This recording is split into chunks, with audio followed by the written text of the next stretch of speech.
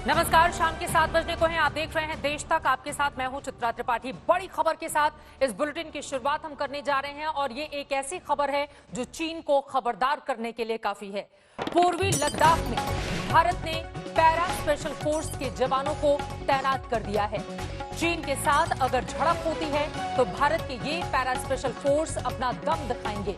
आपको बताते चले 2017 में पाकिस्तान के खिलाफ सर्जिकल स्ट्राइक में भी पैरा स्पेशल फोर्स के कमांडोज ने कई आतंकी अड्डों को तबाह किया था और अब पूर्वी लद्दाख में इनकी तैनाती की गई है। इसी से आप समझ सकते हैं कि किस तरह की हिंदुस्तान की है तैयारी। अभिषेक भल्ला हमारे संवाददाता जुड़ चुके हैं ज्यादा जानकारी के साथ। अभिषेक, सर्जिकल स्ट्राइक में भी हिस्सा ले चुके हैं ये कमांडोज, इनकी तैनाती की गई है। मकसद क्या इसका निकाला जाए और साथ ही चीन के लिए कितना बड़ा खतरा? The person you are speaking.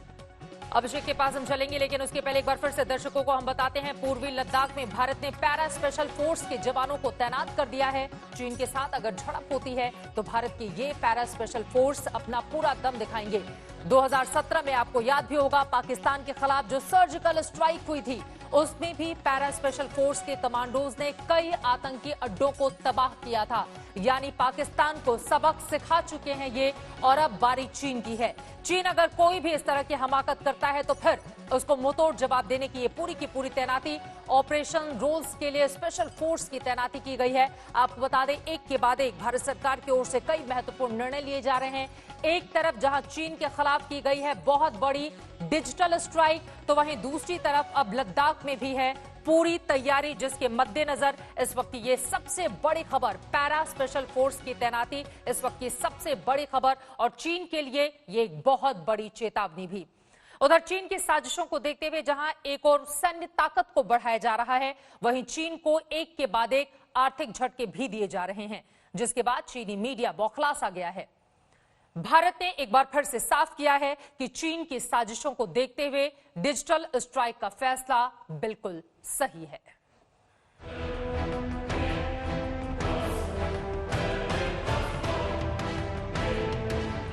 सीमा पर चीन की गुस्ताखी और डिजिटल तरीके से भारत में घुसने की चाल को हिंदुस्तान ने डिजिटल स्ट्राइक करके नाकाम कर दिया है। 59 चीनी ऐप्स को बैन करने के फैसले को केंद्र सरकार की हाई लेवल कमेटी ने भी सही माना है। भारत की जनता के डेटा की सुरक्षा पर कोई हम समझौता नहीं करेंगे। भारत की अखंडता, भारत की संप्रभुता, भारत की सुरक्षा, इस पर हम कोई समझौता नहीं करेंगे। और भारत के लोगों की सुरक्षा के लिए भारत डिजिटल स्ट्राइक करना भी जानता है। यह है भारत का संकल्प और साहस, यह हमें समझना चाहिए। हिंदुस्तान से कमाई करने वाला ड्रैगन भारत के खिलाफ ही साजिश रच रहा है। यही वजह है कि सिर्फ ऐप ही नहीं बल्कि चीन के सामान पर ड्यूटी बढ़ाने की तैयारी है। वहीं सरकार अब आत्मनिर्भर भारत पर भी जोर दे रही है। हम लोग भी ये प्लेज लेते हैं कि जो भारत में बनता है सामान वो खरीदेंगे, ये नहीं कि चाइनीज सामान। कन्वेंशनल पावर सिस्टम में सभी चीज़ बनते हैं, लेकिन फिर भी सस्ते दाम पर वो यहाँ पर डंप कर रहा है, उसको हम बंद करेंगे। भाई सिक्योरिटी थ्रेट, उसको हम बंद करेंगे। चाइना को आर्थिक रूप से तोड़ने की जरूरत है, और इसमें भी मैं आम आदमी से कहना चाहूँगा कि हम चाइनीज वस्तुओं का इस्तेमाल ना करें, हम इससे बचें। भारत के इस एक्शन का दर्द अब चीन की मीडिया में भी छलकने लगा है।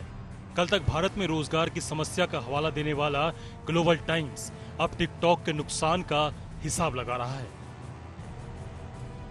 ग्लोबल टाइम्स की माने तो टिकटॉक की पेरेंट कंपनी बाइट डांस को $6 अरब का नुकसान हो सकता है। 59 चीनी ऐप्स को बैन करने के बाद प्रधानमंत्री नरेंद्र मोदी ने भी चीन के सोशल मीडिया प्लेटफॉर्म वीबो से हटने का फैसला लिया है। पीएम मोदी साल 2015 में वीवो से जुड़े थे। वहीं चीन के खिलाफ एक्शन का अमेरिका ने भी समर्थन किया है। संयुक्त राष्ट्र में अमेरिका की प्रतिनिधि रह चुकी निकी हेली ने कहा कि भारत लगातार दिखा रहा है कि वह चीन के आक्रामक रवैये के आगे झुकने वाला नहीं है। इससे पहले अमेरिकी विदेश मंत्री माइक पोम्पियो ने भी भारत के इस फैसले का स्वागत किया था। बहरहाल भारत के आर्थिक जंग के ऐलान के बाद चीन की हालत पतली हो रही है। वहां के बाजार में भूकंप आ गया है। आज तक ब्यूरो। तो देखा आपने चीन के खिलाफ बड़े युद्ध की तैयारी, एक तरफ डिजिटल स्ट्राइक, ये आर्थिक युद्ध, वहीं दूसरी तरफ आपको बता दें कि लगातार स्पेशल फोर्स की तैनाती की जा रही है लद्दाख क्षेत्र में, ताकि चीन की हर हरकतों का माकूल जवाब दिया जा सके। और अब देश तक में अगली बड़ी खबर आपको देते हैं। कल केंद्र सरकार से जारी एक चिट्ठी में प्रियंका गांधी को सरकारी आवास छोड़ने का फरमान सुनाया गया है। कांग्रेस इस आदेश से नाराज हो गई, आरोप लगाया कि ये आदेश गांधी नेहरू परिवार के प्रति नफरत की वजह से जारी किया गया है।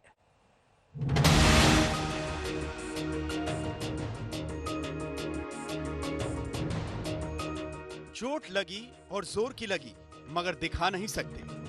बात कांग्रेस महासचिव प्रियंका गांधी वाड्रा से दिल्ली का बंगला खाली कराने की हो रही है।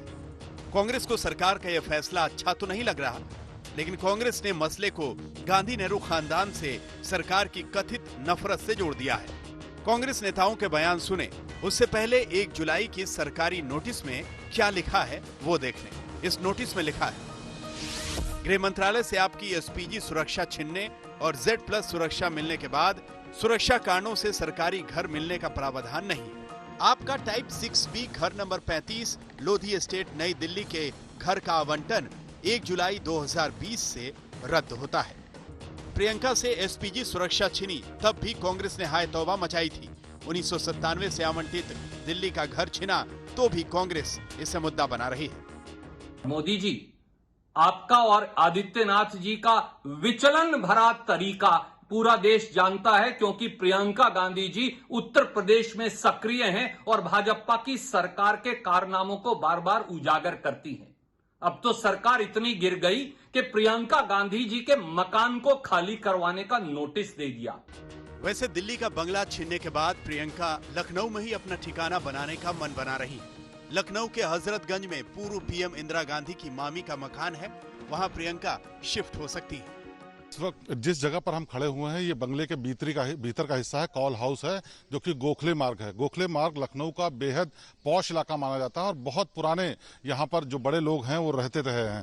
और इसी जगह पर शीला कौल रहती थी। यहाँ इंदिरा गांधी, जवाहरलाल नेहरू और तमाम लोगों से जुड़ी हुई यादें भी हैं। नेताओं के बंगले की राजनीति नई नहीं है, लेकिन बीजेपी ने प्रियंका से राजनीति के कांग्रेस के आरोपों को खारिज कर दिया। देखो भैया, जनधन पे कितने मजे करोगे? अब तो जनता यही पूछ रही है कि अब और घर का तेरे कितना हम सम्मान करें, तुम्हें करें, तेरे बच्चों को भी सलाम करें। तो जनता तो ये आज पूछ रही है। अब जिन कारणों से हुआ वो कारण अब है नहीं, सिक्योरिटी के रीजन से, सिक्योरिटी का एसपीजी जो कवर था उसके रीजन से, तो इसको पॉलिटिकल रूप में देखना ही नहीं चाहिए। वैसे बंगले की इसी रस्साकशी के बीच पूर्व वित्त मंत्री चिदम्बरम के बेटे कार्ति ने प्रियंका को यूपी का मुख्यमंत्री पद का दावेदार बनाने की मांग कर दी है। लखनऊ से शिवेंद्र श्रीवास्तव के साथ आशुतोष मिश्रा, दिल्ली आज तक। तो देखा आपने किस तरह से राजनीति बंगले को लेकर छिड़ी हुई है। बीजेपी के अपने दांव हैं, तो वहीं कांग्रेस पार्टी लगातार आरोप लगा रही है कि गांधी नेहरू परिवार की वजह से ही बार बार सरकार की ओर से इन पर निशाना साधा जा रहा है। आगे बढ़ते हुए बात अब हम कोरोना की करेंगे, क्योंकि कोरोना के आंकड़े लगातार हिंदुस्तान में बढ़ते हुए चले जा रहे हैं। लेकिन पहले बात राजधानी दिल्ली की। दिल्ली में कोरोना की रफ्तार थमने का नाम नहीं ले रही है। कोरोना के मामले 90,000 तक पहुंच चुके हैं। ऐसे में दिल्ली सरकार प्लाज्मा थेरेपी को और बढ़ाने पर जोर दे रही है। दिल्ली के लोगों से प्लाज्मा डोनेट करने की अपील की गई है। वहीं एनसीआर के हालातों पर अमित शाह लगातार अपनी नजर बनाए हुए हैं।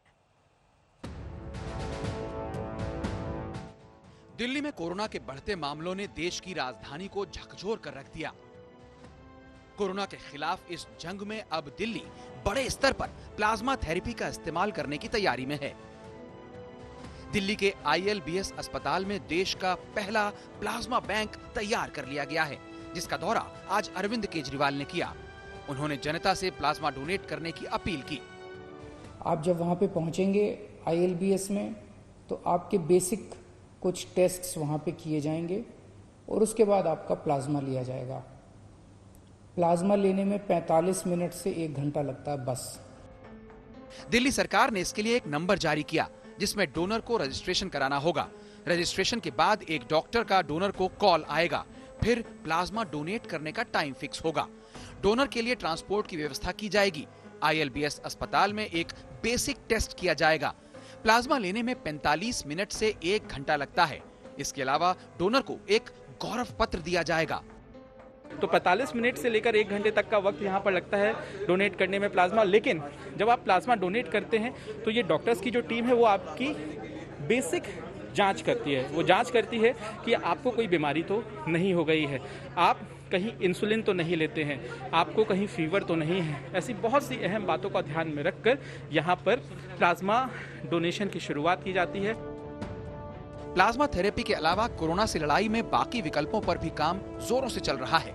स्वास्थ्य मंत्री डॉक्टर हर्षवर्धन और मानव संसाधन विकास मंत्री रमेश पोखरियाल निशंक ने एक ड्रग डिस्कवरी हैकाथन परियोजना शुरू की, जिसमें छात्रों और अनुसंधानकर्ताओं को भाग लेने के लिए आमंत्रित किया, जिसका उद्देश्य कोविड की एक दवा विकसित करना है। उसकी खोज पहले इस हैकाथन में कंप्यूटर के माध्यम से की जाएगी और फिर उसके विभिन्न स्टेजेस के माध्यम से उन कुछ दवाइयों को खोज करने में और सहायता मिलेगी। उधर दिल्ली एनसीआर में कोरोना के हालात को देखते हुए गृह मंत्री अमित शाह ने एक बार फिर बैठक बुलाई, जिसमें दिल्ली, हरियाणा और यूपी के मुख्यमंत्रियों ने वीडियो कॉन्फ्रेंसिंग के जरिए हिस्सा लिया। वहीं बैठक में अधिकारियों के अलावा स्वास्थ्य मंत्री डॉक्टर हर्षवर्धन भी शामिल हुए। मीटिंग में कोरोना के मौजूदा हालात से निपटने को लेकर चर्चा की गई। वहीं ज्यादा से ज्यादा टेस्टिंग पर जोर दिया गया। उधर केंद्रीय गृह राज्य मंत्री जी किशन रेड्डी ने दिल्ली के गोविंदपुरी कोविड-19 सेंटर का दौरा किया, जहां उनके साथ सांसद रमेश विधुड़ी भी मौजूद थे। कोरोना के खिलाफ जंग के बीच दिल्ली में कोरोना की रफ्तार कम होने का नाम नहीं ले रही। रोजाना करीब 3000 नए केस सामने आ रहे हैं। वहीं मरीजों का आंकड़ा 90,000 तक पहुंच गया है। दिल्ली से जितेंद्र बहादुर और पंकज जैन के साथ आज तक ब्यूरो। राजधानी दिल्ली में 90,000 तक पहुंच चुका है कोरोना का आंकड़ा। तो वहीं देश भर में कोरोना की रफ्तार दिन ब दिन डरावनी होती जा रही है। ग्राफिक्स के जरिए हम आपको दिखाते हैं कब देश में कोरोना का पहला मामला सामने आया था, कब 1 लाख के आंकड़े को पार कर गया था और 1 लाख से 6 लाख तक पहुंचने में कितने दिन लग गए थे।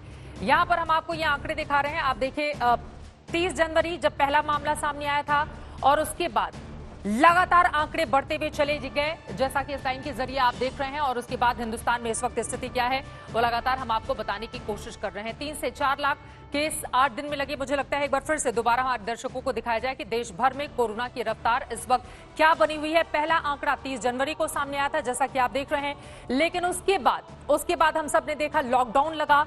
लॉकडाउन के बावजूद आंकड़े लगातार बढ़ते हुए चले गए और उसके बाद अनलॉक 1 हो या अनलॉक 2 हो, आंकड़ों में कमी नहीं आ रही है। लेकिन ये जो बड़े आंकड़े हैं, इसके पीछे दरअसल बात यह कही जा रही है कि ज्यादा टेस्टिंग होने की वजह से आंकड़े बढ़ते हुए चले जा रहे हैं। लेकिन कोरोना की रफ्तार पर लगाम पूरी तरह से कब लगेगी, ये अपने आप में बड़ा सवाल है। इन आंकड़ों के जरिए हमने आपको बताने की कोशिश की है कि अभी भी देश में कितने खतरनाक स्तर पर है कोरोना और आंकड़े लगातार बढ़ते हुए आगे की तरफ चलते हुए चले जा रहे हैं। और अब आगे बढ़ते हुए आपको लेकर चलते हैं मध्य प्रदेश। आज शिवराज मंत्रिमंडल का विस्तार हुआ है। इस विस्तार में ज्योतिरादित्य सिंधिया का दबदबा दिखा। कमलनाथ सरकार में उनके 8 समर्थक मंत्री थे, जबकि शिवराज कैबिनेट में इस बार उनके 11 समर्थक मंत्री बनाए गए हैं।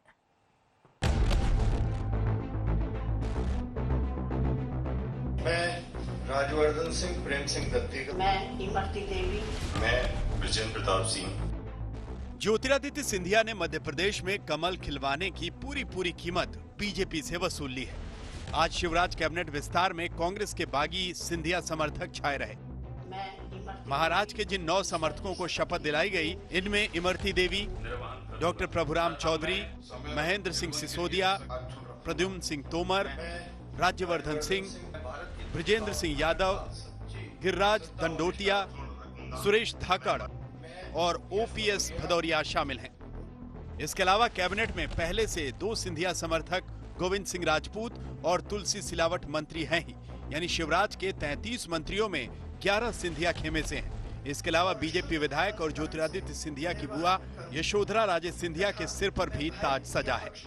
भाई जितने भी मंत्री हों, ये गणित का गेम नहीं, ये गेम है सेवा। खुशी होती है हम मुख्यमंत्री जी को मदद कर सकते हैं, बीजेपी को अच्छे से एक सुदृढ़ सरकार बना सकते हैं। सिंधिया परिवार का वर्चस्व मैम, पहले बीजेपी। शिवराज मंत्रिमंडल के विस्तार के साथ ही अब 33 मंत्रियों में से 14 मंत्री ऐसे हैं जो विधायक नहीं हैं। नियमों के मुताबिक नवंबर से पहले इन्हें सदन का सदस्य बनना होगा, पर अभी इसकी चिंता नहीं दिखी। सारे मंत्रियों के चेहरे खिले हुए थे। शपथ ग्रहण के बाद कमलनाथ ने सधी हुई प्रतिक्रिया देते हुए ट्वीट किया। इसमें तंज भी था और सियासी बाजी भी। कमलनाथ ने लिखा, लोकतंत्र के इतिहास में मध्य प्रदेश का मंत्रिमंडल ऐसा मंत्रिमंडल है जिसमें कुल 33 मंत्रियों में से 14 वर्तमान में ही विधायक नहीं है। ये संवैधानिक व्यवस्थाओं के साथ बड़ा खिलवाड़ है, प्रदेश की जनता के साथ मजाक है। आज के मंत्रिमंडल के गठन में कई योग्य, अनुभवी, निष्ठावान भाजपा के विधायकों का नाम नहीं पाकर मुझे व्यक्तिगत तौर पर बेहद दुख भी है। शिवराज कैबिनेट विस्तार में उमा भारती भी नाराज दिखी। उमा ने प्रदेश अध्यक्ष को चिट्ठी लिखी और कहा, मेरी सलाह को दरकिनार किया गया। मुझे कांग्रेस की सरकार के विघटन होने और सिंधिया के पार्टी में आने से खुशी है, लेकिन जहां तक सवाल कैबिनेट विस्तार का है, वहां मेरी सलाह की अनदेखी की गई है। बहरहाल शिवराज के सामने सबसे बड़ी चुनौती उपचुनाव में जीत दर्ज करने की है।